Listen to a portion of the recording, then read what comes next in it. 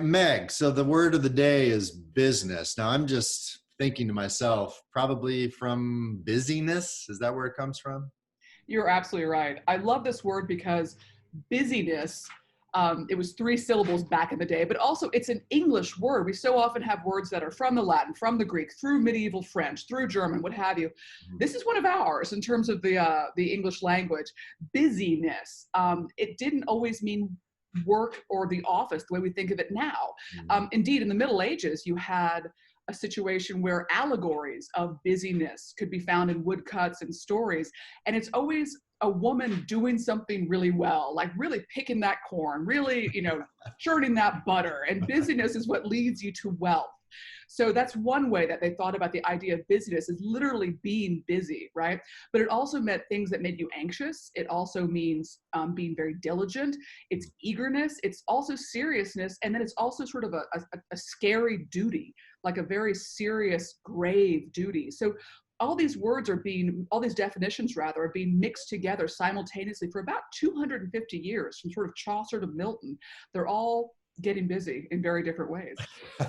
I'm thinking of a similar pattern in Latin languages and then into Italian, where you have like negotiate. Our word negotiate comes from the Latin negotium, which is the opposite, the negative of otium. Otium is pleasure, pastime, good stuff, leisure.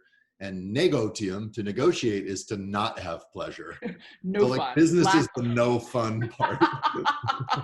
And that's very much how we think of it now in some ways, right? But I mean, you have these two notions in this period of the Renaissance, of the late Middle Ages, of good work and bad work, right? I mean, good work means you get stuff done, you get paid, but there's bad work. I mean, if you think of the play Macbeth, which has the word business all over it, Hmm. the key for that for me is when Macbeth hallucinates the dagger. Is this a dagger I see before me? He's freaking out because he wants to kill Duncan. He refers to the plan for the murder as this bloody business. It is this bloody business which informs thee. And that is really important, I think. You don't usually think of murder as a business, one hopes, right? That's a life of crime.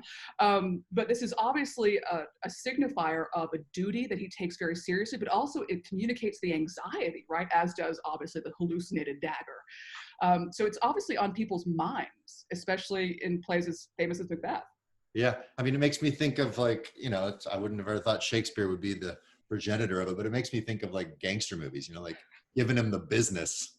Yeah, Ma, give him the business.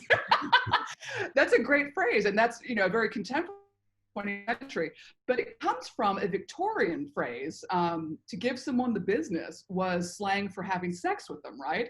So Uh-oh. once again, we can thank the Victorians for taking anything interesting and sexual and making it weird. So we're very grateful to them for that. Well, thanks, Meg. That's a lot of business to take care of today. Get down to business. Glad you liked it. Appreciate it. Thank you.